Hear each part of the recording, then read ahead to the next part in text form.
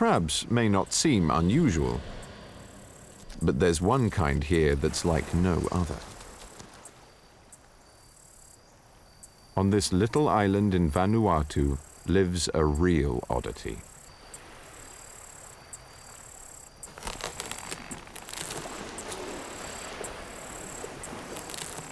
It's the largest terrestrial invertebrate on Earth.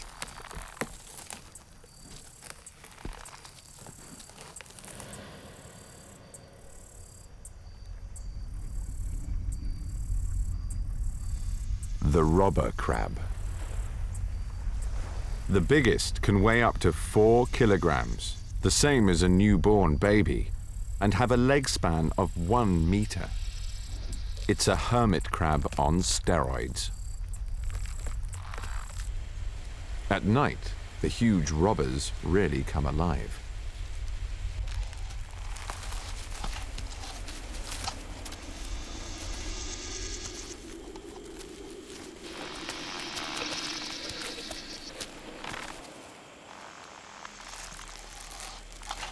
Although these crabs are found throughout the Pacific, it's only on undisturbed islands that you can see them in such numbers.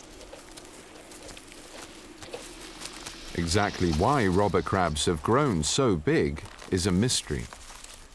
But with so few creatures making it to these remote islands, the giant crustaceans seem to have filled a niche normally taken by medium-sized mammals. And with almost no competition from other native animals, the crab's huge size allows them to make the most of another great colonizer, something found here in abundance.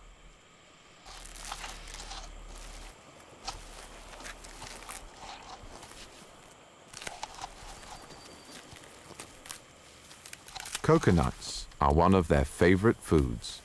It's why they're also called coconut crabs.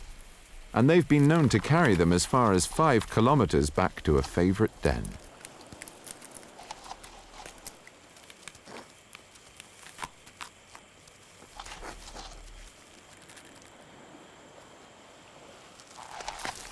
Robber crabs are perhaps the only animals in the world able to break into a coconut.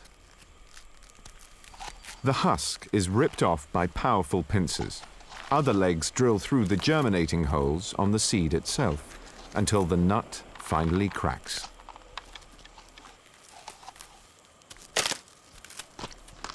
The whole process can take several hours, but the reward is a meal rich in protein. Robber crabs may rule the land, but they're no masters of the sea.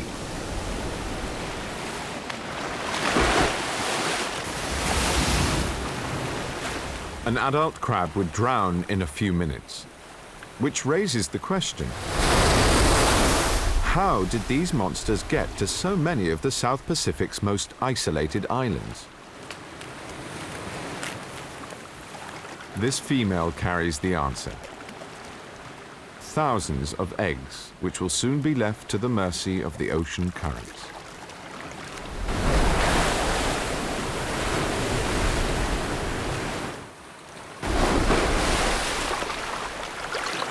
A few shakes of her tail are all that's needed to send them on their way. The eggs will hatch immediately. Then the larvae will have just 50 days to find a new home above the water.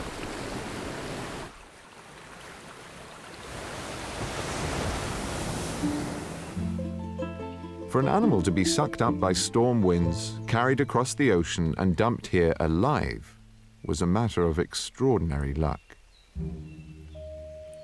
Yet that's what happened to the ancestor of this insect. It's a kind of fruit fly, but no ordinary one.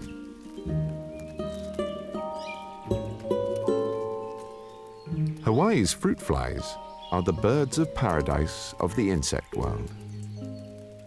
They attract females with elaborate courtship rituals and have a sophisticated range of territorial behavior.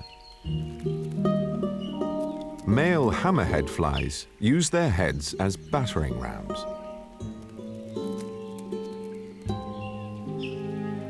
A male Claviceti fruit fly fans sex pheromones from his raised abdomen. His extended tongue is an added attraction.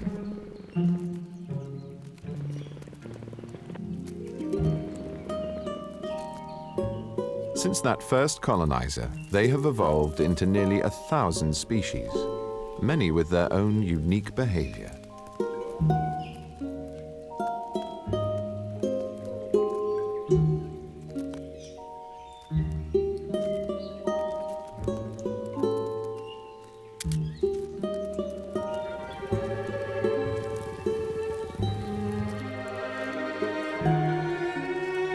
When it comes to choosing a mate, females are very fussy. One wrong move by her suitor, and she's off.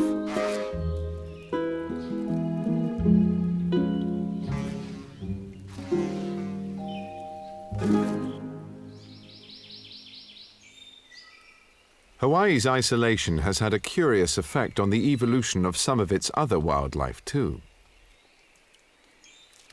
Crawling around these ferns are caterpillars.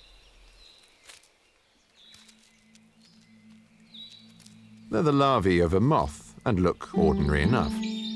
But these tiny caterpillars are perhaps the strangest of their kind in the world.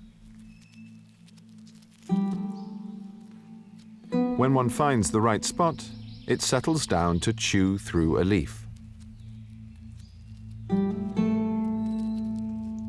So far, so normal.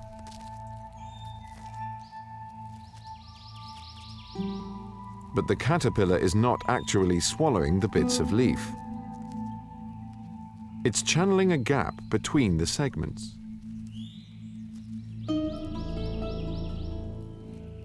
When finished, it'll tuck itself into the space.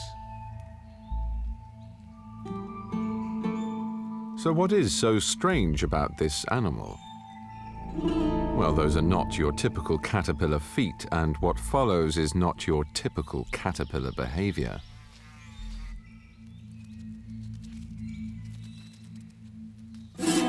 This is a carnivorous caterpillar, with a vice-like hold and a bite to match.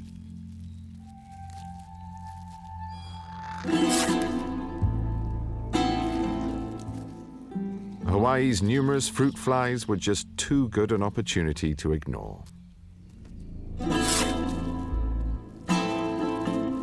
And the stick-like camouflage of another kind of meat-eating caterpillar is just as effective when ambushing prey.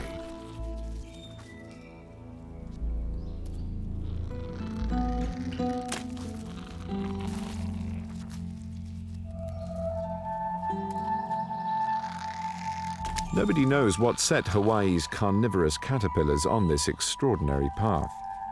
But it's the sort of quirky evolution that's common on isolated islands. Almost all animal castaways would have died of exposure, hunger, or thirst long before reaching French Polynesia in the eastern Pacific. Reaching land here was a matter of extraordinary luck. Unlike Fiji, there are no bats in French Polynesia, no frogs, and only a handful of lizards. The most successful travelers were the long-haul flyers, sooty terns. Incredibly, they can stay in the air for 4 years without landing.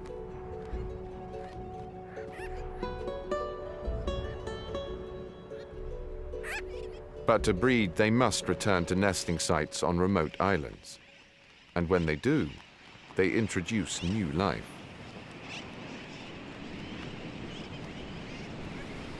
Sticky or barbed seeds fasten onto their feathers and hitch rides across oceans.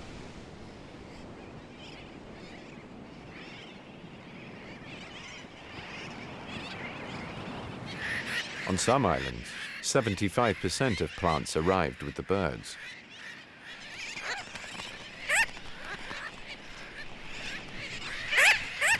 Seeds are even carried in the stomachs of some birds. As if getting a lift wasn't enough for these seeds, seabirds also provide them with something else. The seafood these birds bring back to the islands is turned into nutrient-rich guano, plant fertilizer. And there's enough of it to transform barren coral atolls into fertile groves.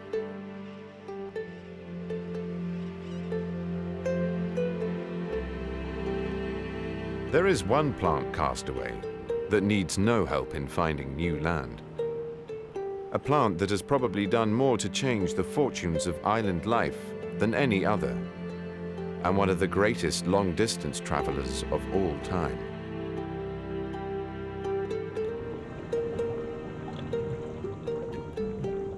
The humble coconut.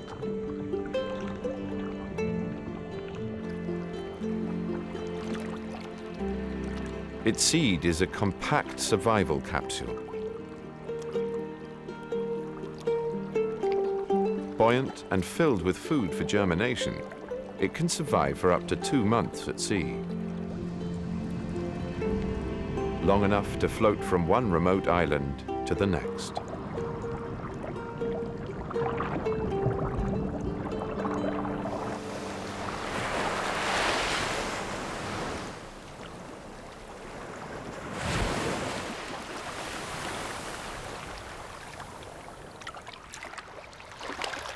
On arrival, it lays down roots into bare sand and taps into the reservoirs of underground fresh water.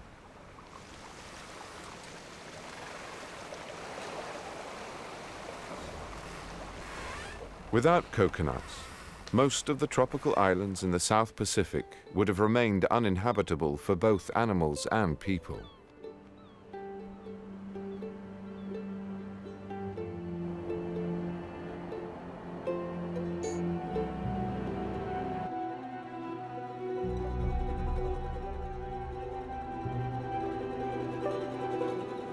Maybe the same way as Fiji's most intriguing castaway of all.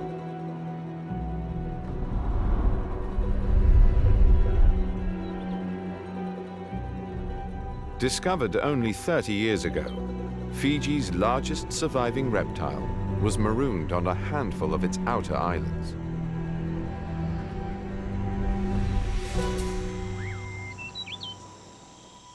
Crested iguanas. They're one of the toughest and most saltwater tolerant lizards around.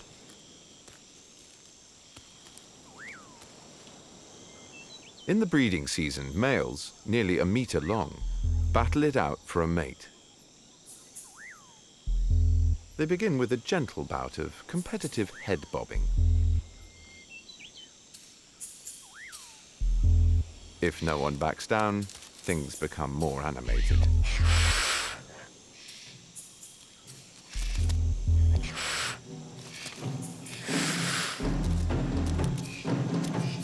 The loser scrambles for cover.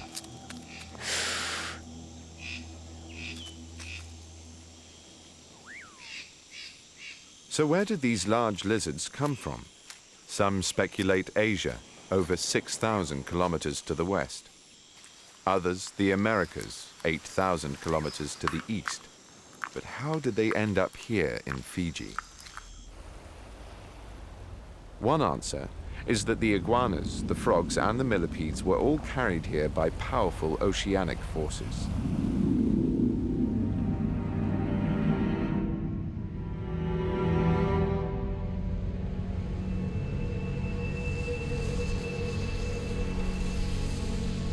Every day, large waves beat down on tiny islands across the Pacific.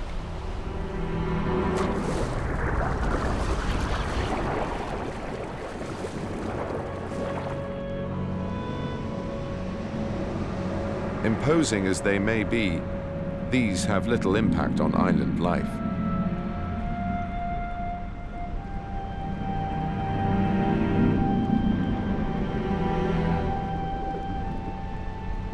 But every year, much larger waves rise out of the ocean.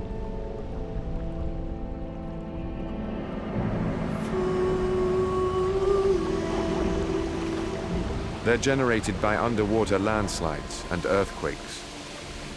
Known as tsunamis, they can flatten coastlines.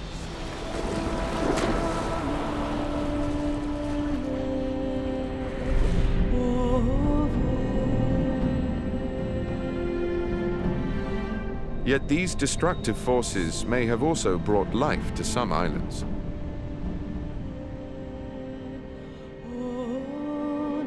As tsunamis strike the coast, rafts of vegetation can be cast adrift.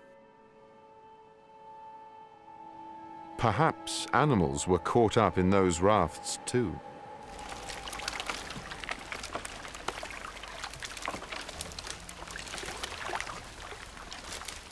Could this have been the answer to how these animals made it to Fiji?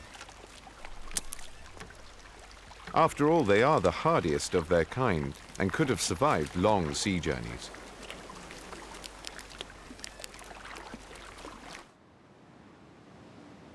Fiji's first animals washed up tens of millions of years ago. No matter how remote the Hawaiian Islands are, or how hostile, there is one creature that has reached almost all of them.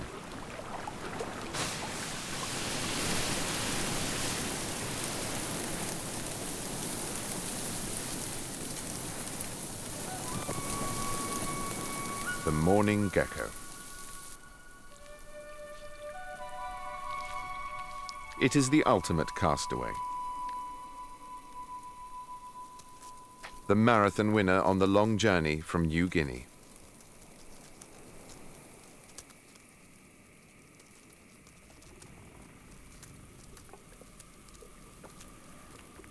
Incredibly, the female mourning gecko has done away with the need for a mate.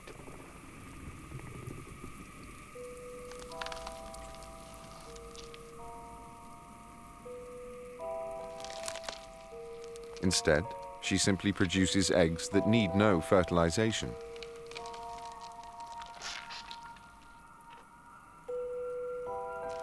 So one single female washed up on an island could start a whole population.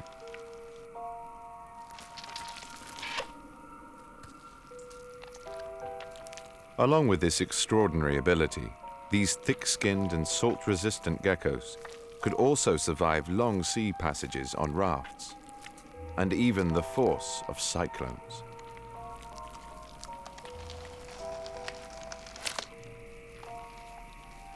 But there is more to the gecko's story than this.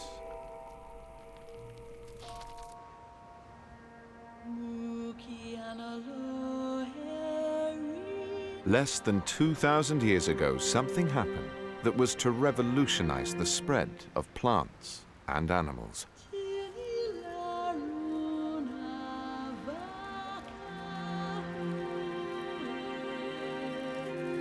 Taking to their sailing boats once more, descendants of the Lapita left the Central Pacific and set off again in search of new lands, into the great unknown. As pioneers, they took everything they would need to start their lives afresh. Livestock, plants for cultivation,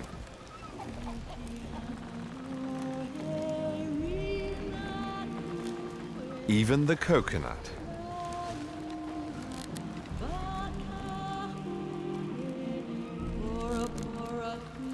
But they would also have taken a long list of stowaways,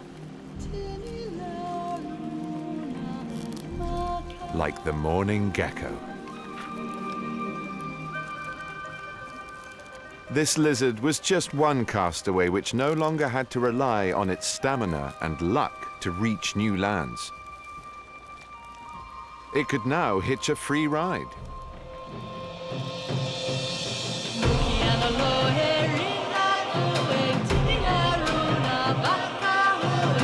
In a series of epic voyages, the descendants of the Lapita, the people we now call the Polynesians, succeeded in colonizing the far corners of the South Pacific, from Hawaii to New Zealand, even to Easter Island, over 11,000 kilometers east of New Guinea. In doing so, animal castaways now reached new islands at a rate never seen before, changing the nature of the South Pacific forever.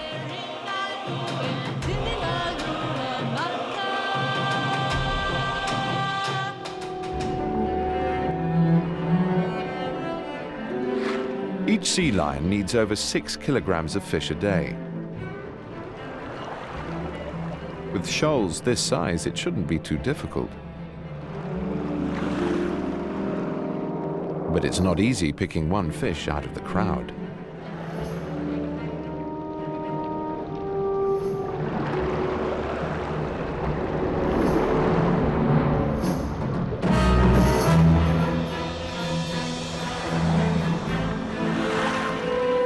The fish know there's safety in numbers, so for the sea lions, the trick is to snip the shoal into smaller and smaller balls.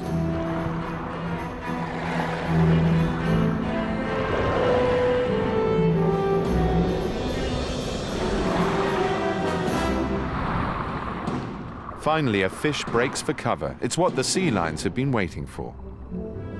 Crevices in the reef might seem to offer shelter, but that's no problem for the sea lions, who simply scare them out with bubbles.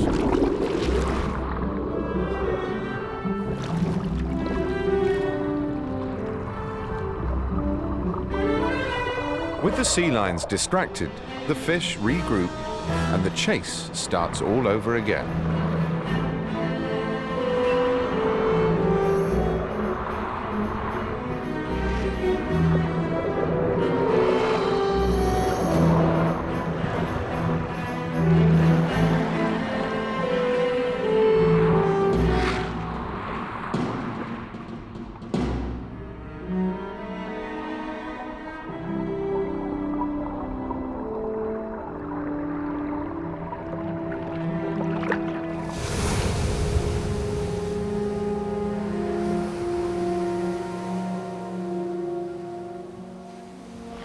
A pod of 12 bull sperm whales has become fatally stranded.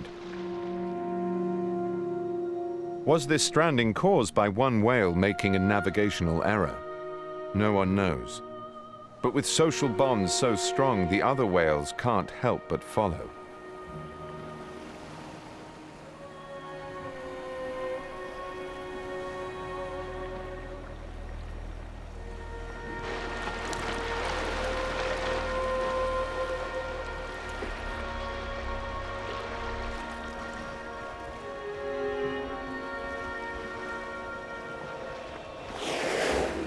One whale is still alive, but without sufficient water to support his incredible bulk, his internal organs will be crushed. Left like this, he will die within days.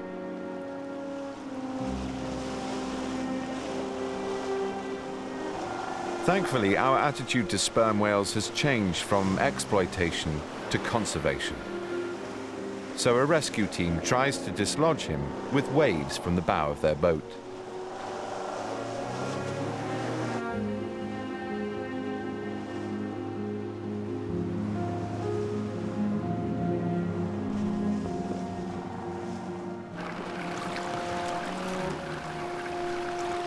But he's held fast. His sunburnt skin quickly blisters.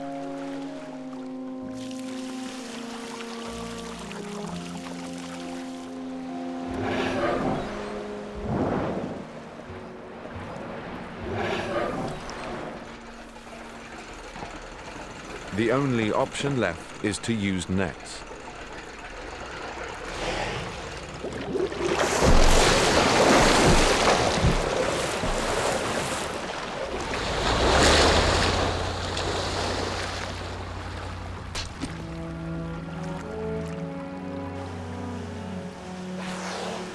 At last, he's free.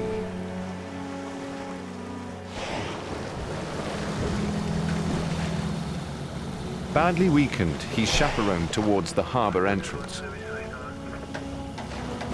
But he's not out of trouble yet. First, he must negotiate the rocky heads of the bay.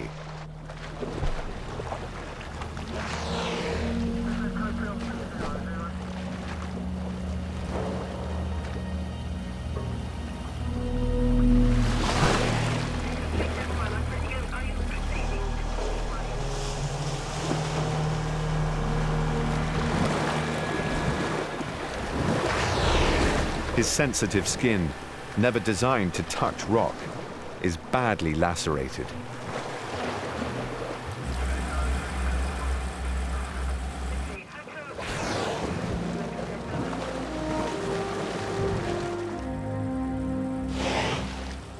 He's through, and back into the safety of the endless blue.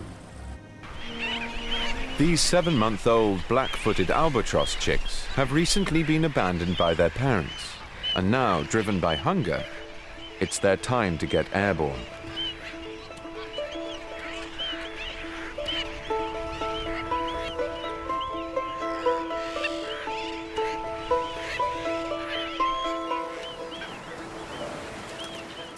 Unfortunately, with space at a premium, there is little room for maneuver, and they must make their maiden flights over water.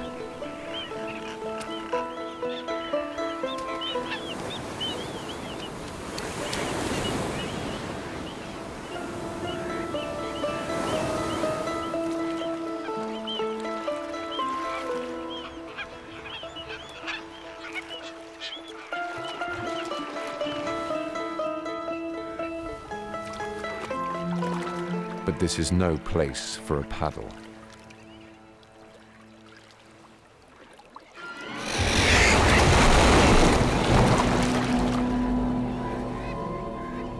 Tiger sharks. A dozen sharks, each over 3 meters long, have crossed hundreds of kilometers of open ocean to attend this annual feast.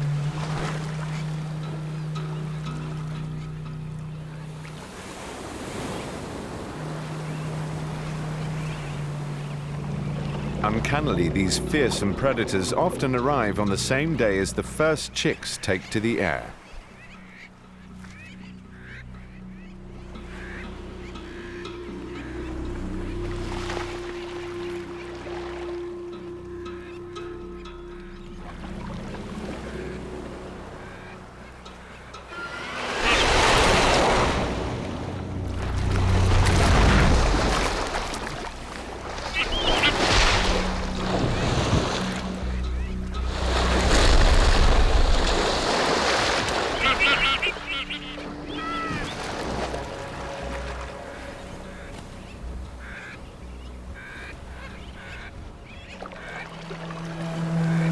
Nothing could have prepared these chicks for such an encounter.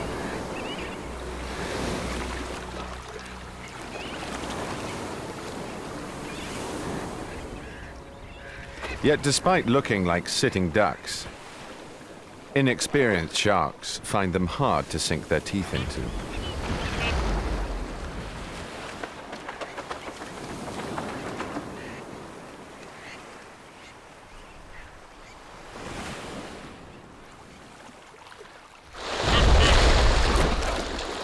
In an ocean where food is so hard to come by, the sharks can't afford to keep missing. They must quickly perfect their technique.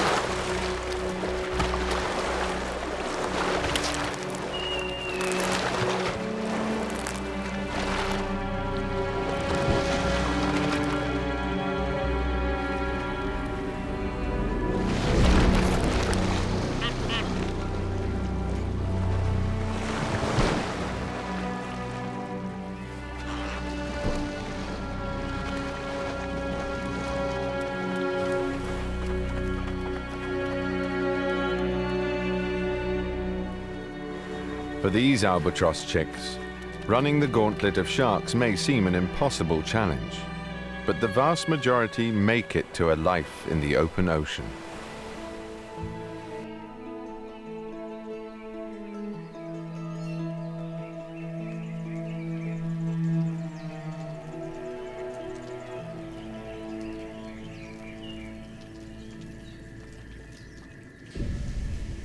The long, tenacious roots of the ohia wend their way through the cracks and penetrate deep into the rock in search of trapped water and nutrients.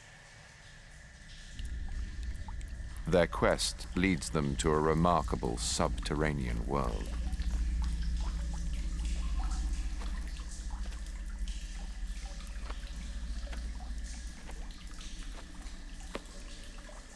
Once a raging torrent of lava flowed right through here.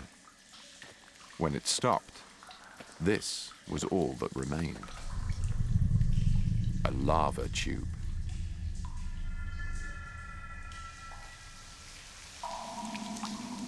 Pitch black, constantly damp, and very cold. Can anything survive in this harsh world? Amazingly, yes. Patches of bacteria line the walls, feeding on the minerals in the volcanic rock itself. But that's not all.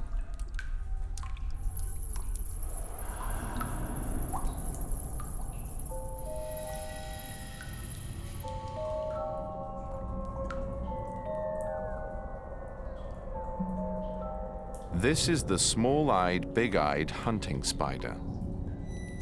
A curious name for any spider, let alone one whose eyes barely function. But in total darkness, eyes are little use.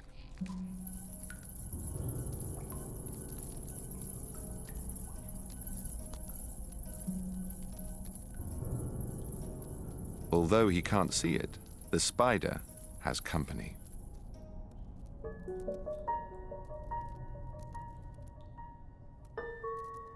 Rare crickets scale the rocks.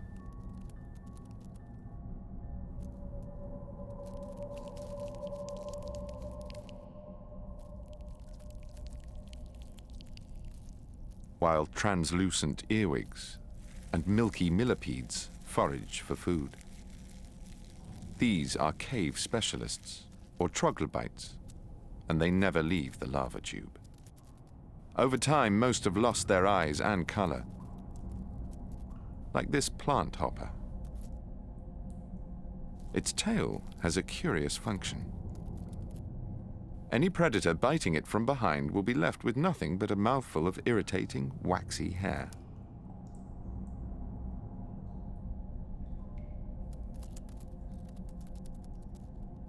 This is a place of ghostly stillness. A definite advantage for the small-eyed, big-eyed hunting spider. With its super-sensitive leg hairs, it can pick up the slightest movement in the air. And it senses the cricket's presence long before it's close enough to ambush.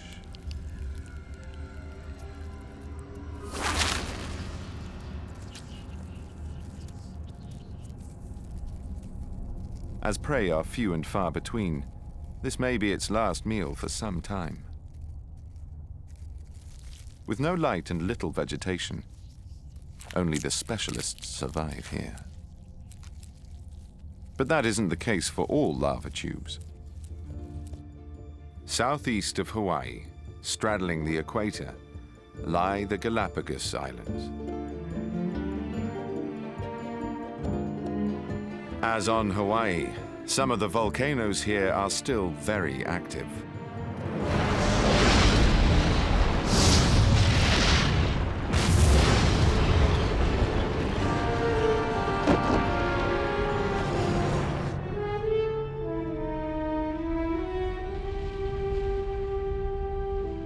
The coastline of Isabella, the largest island, is covered in volcanic rock.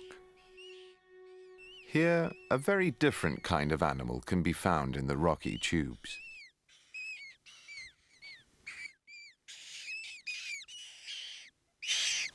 The chicks of Galapagos penguins.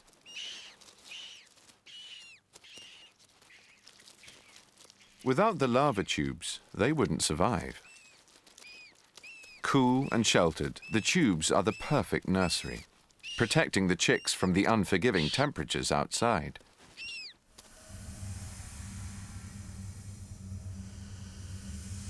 Unforgiving if you're a penguin, that is.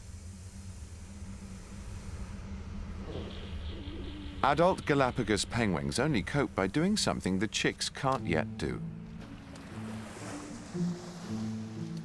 They take a dip.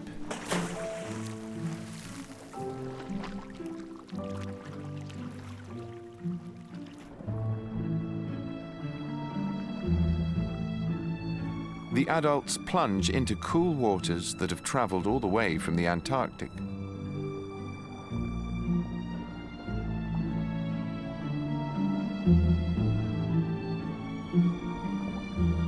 Who says penguins can't fly?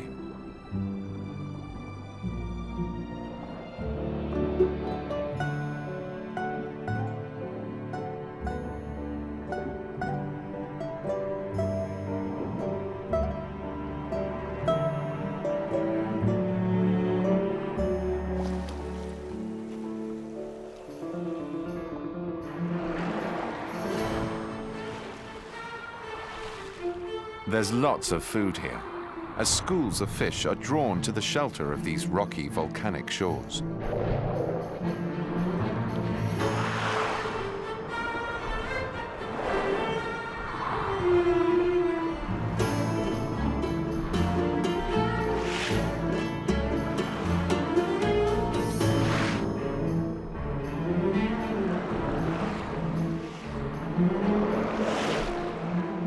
But while the parents are out fishing, their chicks are home alone.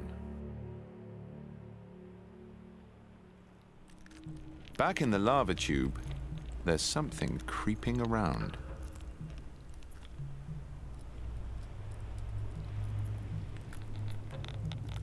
A Sally Lightfoot crab has penguin on its mind.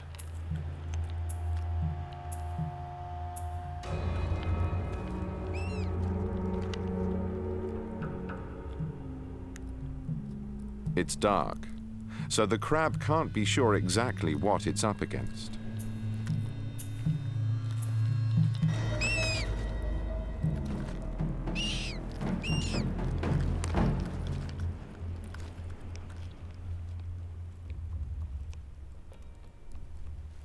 This time it's taken on more than it can handle. Had the encounter been just a few days earlier, the outcome might have been very different. Crabs are major predators of baby penguins.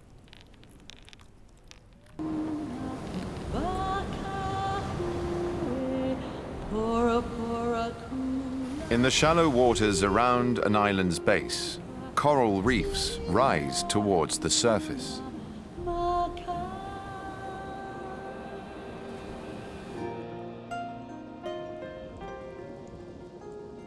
Of all the formations in the Pacific, these reefs are by far the richest in life.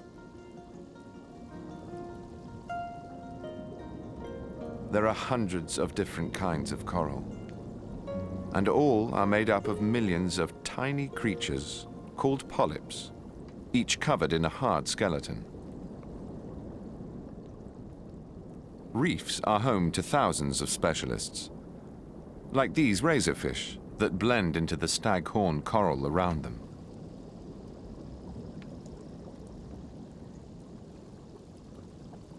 But not all animals here need to blend in.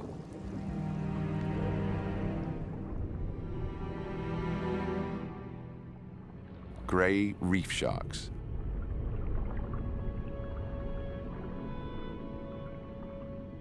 The reef's top predators.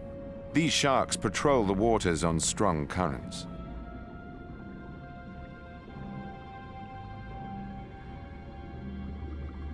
But without all the life on the reef here, they could never exist in such numbers.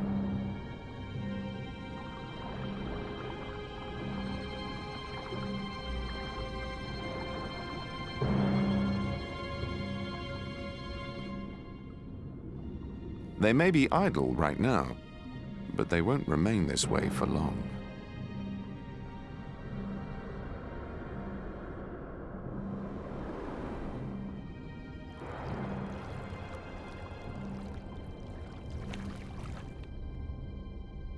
As night falls, it's feeding time.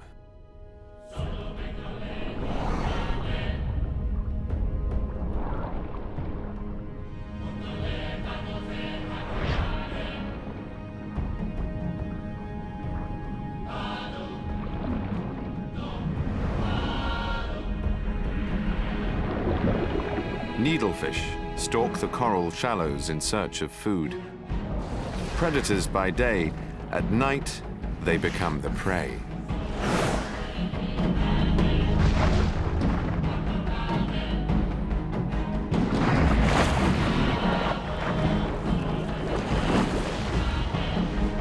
Speeding away at 30 kilometers an hour, the needlefish give the chasing sharks a run for their money. But it's hard to escape from so many.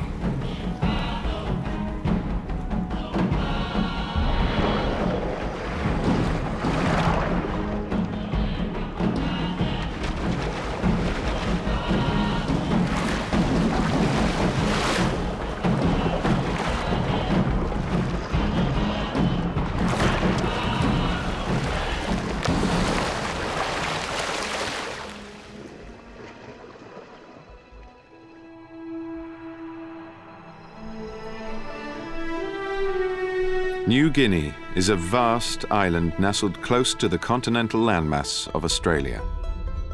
As we move south and east to smaller, more distant islands, the wildlife becomes even more unusual. The little-known island of New Caledonia is a small sliver of Australia that was cast adrift over 60 million years ago.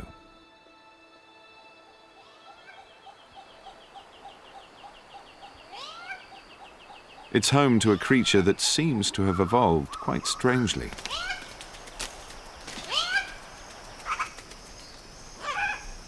It has wings, but it can't fly.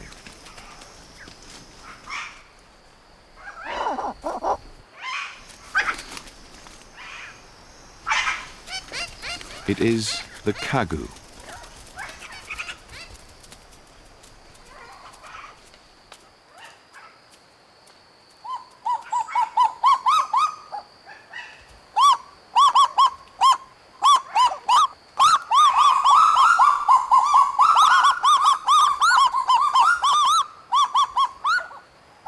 Kagu families stick together, with young from previous years helping to declare the family territory.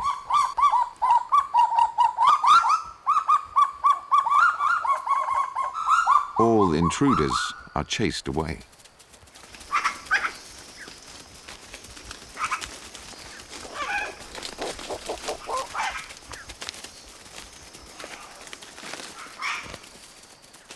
It's the breeding season, when males rekindle the flame with their lifelong partners.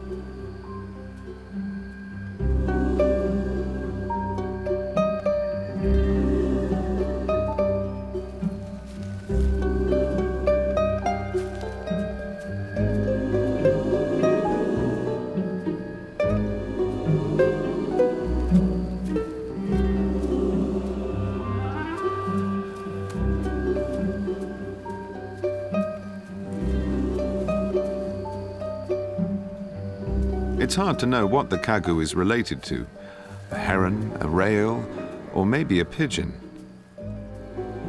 Its closest relative may actually be the sunbittern of South America, 11,000 kilometers to the east.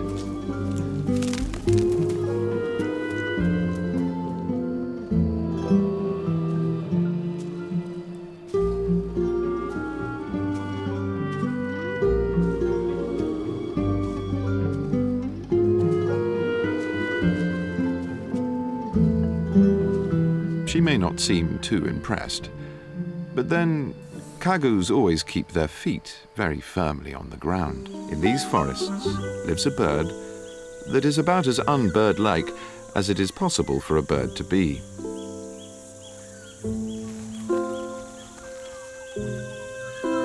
It's nocturnal, though it sometimes wakes up before sunset.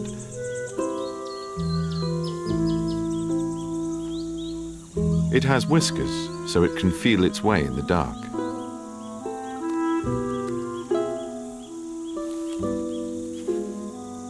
It's a parrot, and weighing up to 4 kilos, it's the world's heaviest.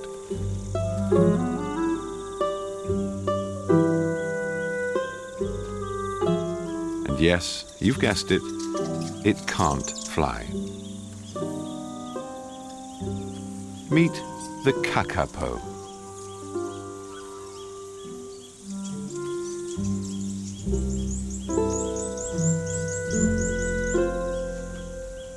Too heavy and short-winged to get airborne, it climbs trees instead.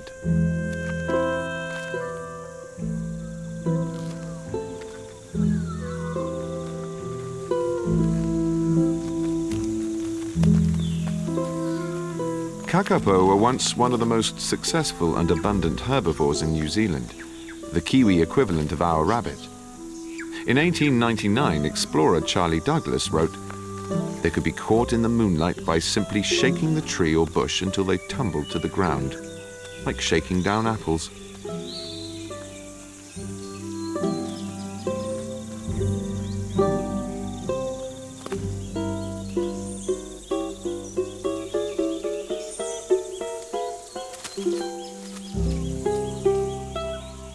Its favorite food is up above, the tiny seeds of the rimu tree.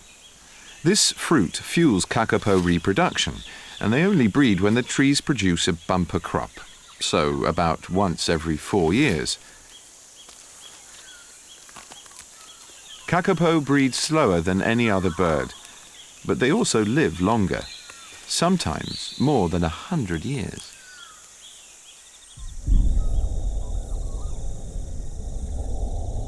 The male's song is as peculiar as the bird itself, more frog than parrot.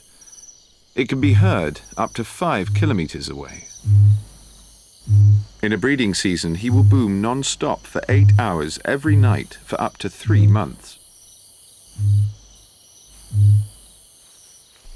But a female will only respond if there are plenty of rimu seeds about. So while these birds may nest in burrows like rabbits, unfortunately they don't breed like them, and their numbers have dwindled dramatically. Today, fewer than 100 Kakapo survive. This is Stevens Island, 2.5 square kilometers of rock protruding from the ocean. It's home to a living fossil, a relict barely changed for over 100 million years.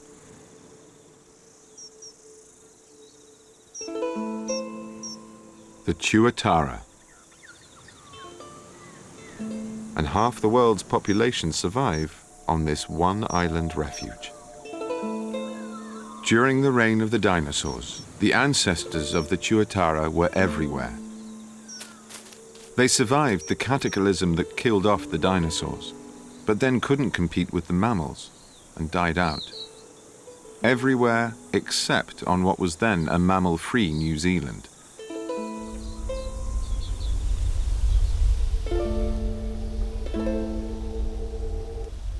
Unlike mammals, Tuatara live life in the slow lane. Days can pass when they barely move a muscle.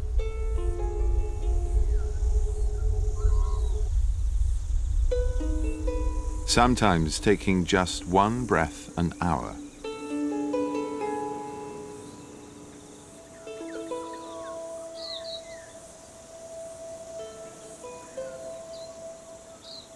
They feed on weters, beetles, and other invertebrates, but don't appear very good at catching them.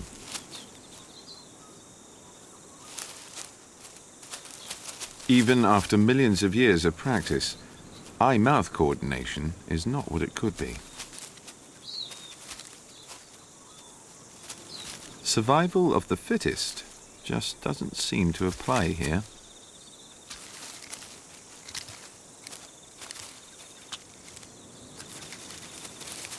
The Tuatara's survival, first on New Zealand, now on Stevens Island, proves a point.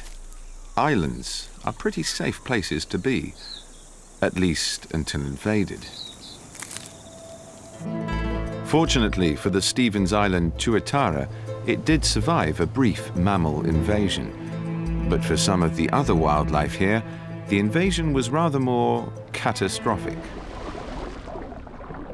In Fiji, biologists are working with fishermen to bring the fish back by replanting the reefs. This is a coral nursery. But with wild corals already struggling, where have these coral seedlings come from? The coral gardeners monitor the reef, looking for corals that need a helping hand.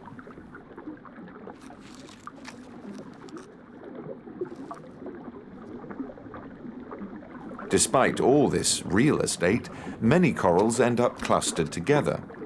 Crowded out, they will eventually die. So the gardeners uproot them, creating more space for some and giving the uprooted ones a fresh start. Each coral head is broken down into a dozen or more fingers, and each of these is tied onto a concrete disc.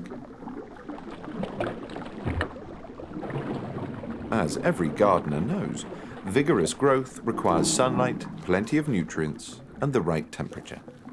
So the coral gardeners choose just the spot.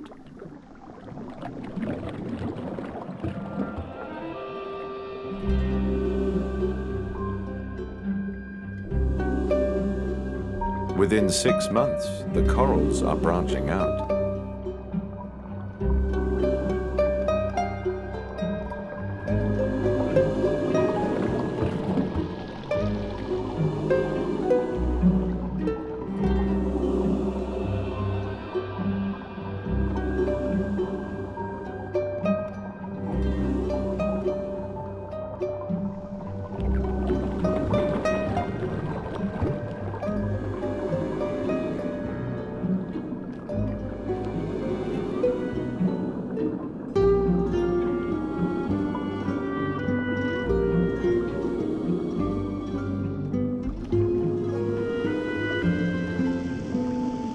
They're spaced out onto adjacent tables, and a year or two after planting, they're ready for harvesting.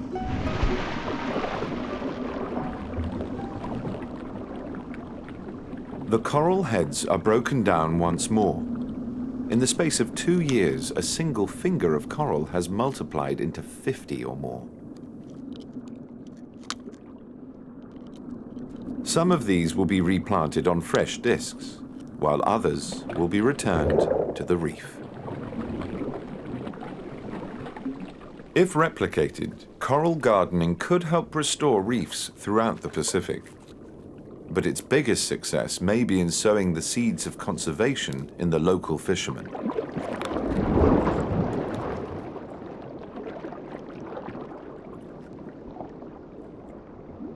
Within days, these cuttings will have stuck themselves to the reef, while reefs that were replanted a year ago are already starting to bloom. In a few more years, this area should be awash with fish. The Antipodean, or wandering albatross, is found in the waters around New Zealand, home to the most diverse seabird community in the world.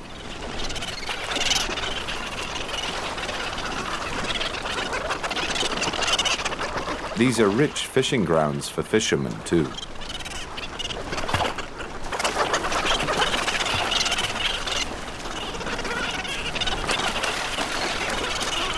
The birds know that where there are fishermen, a free lunch is sure to follow. So how does this get them into trouble? With a wingspan over 3 meters, an albatross is built to soar thousands of kilometers across the ocean in its quest for food.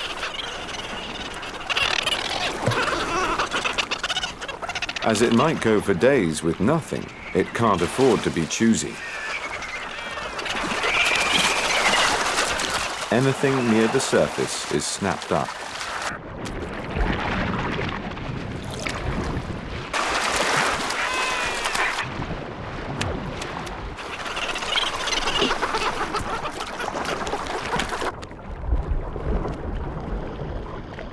Unfortunately, not everything a fisherman casts overboard is a healthy meal. Far out at sea, a long-line fishing vessel is setting its line. It's long-line vessels in particular that have been held responsible for the decline of the albatross.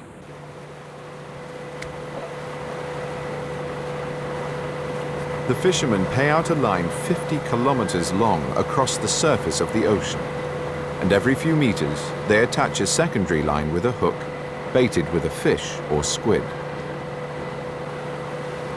Every night this vessel casts over 1,000 hooks overboard, and it is just one of many long liners plying the Pacific, some with lines over 100 kilometers long.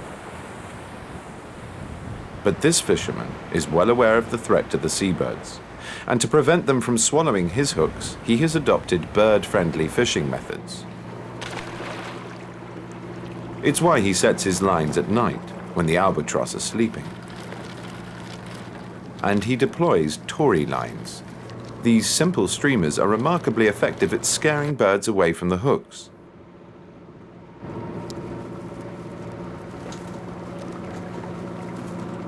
He also thaws out his bait before hooking it, so it sinks out of sight quickly. His bird catch is now virtually zero.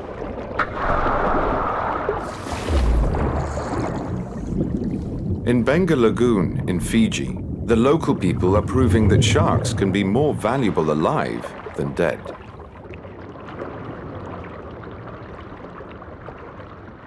Tourists will pay good money for an encounter with real live sharks.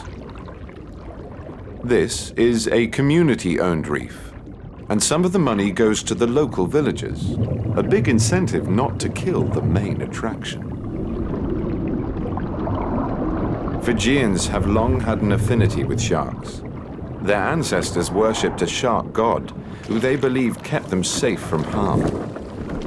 They would feed sharks, not hunt them. And these divers continue the tradition.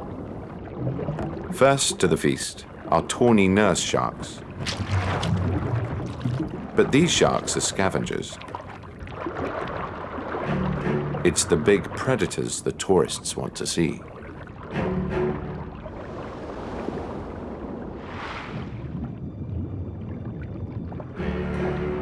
Bull sharks.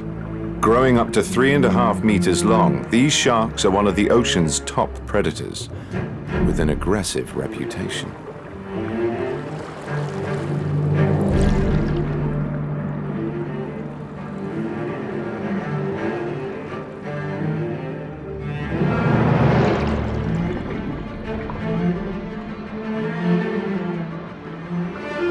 The chief shark feeder is from a village where the shark god is still worshipped.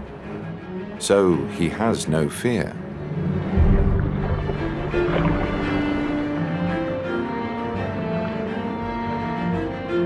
A bowl of shark fin soup can sell for over $100. But here, each tourist pays that to see these sharks alive. And dives take place several times each week.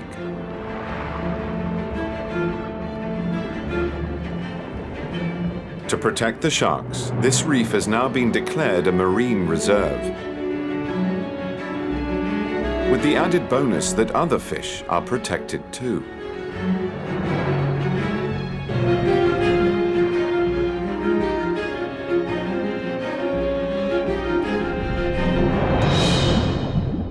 Before the reserve was established, this reef had been fished out. Even a single giant trevally of this size was a rarity. Today, the divers are in for a special treat.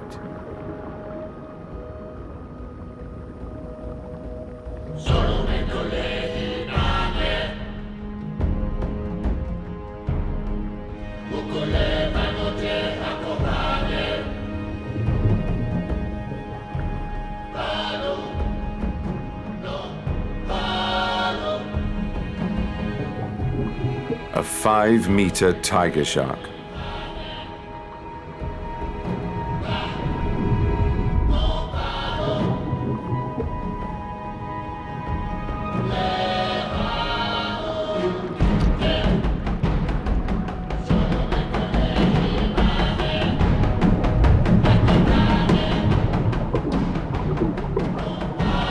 dive leaders have named her Scarface.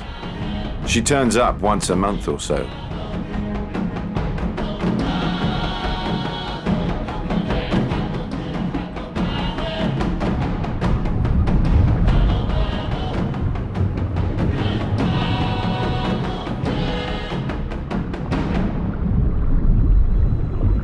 She's inquisitive, but not aggressive.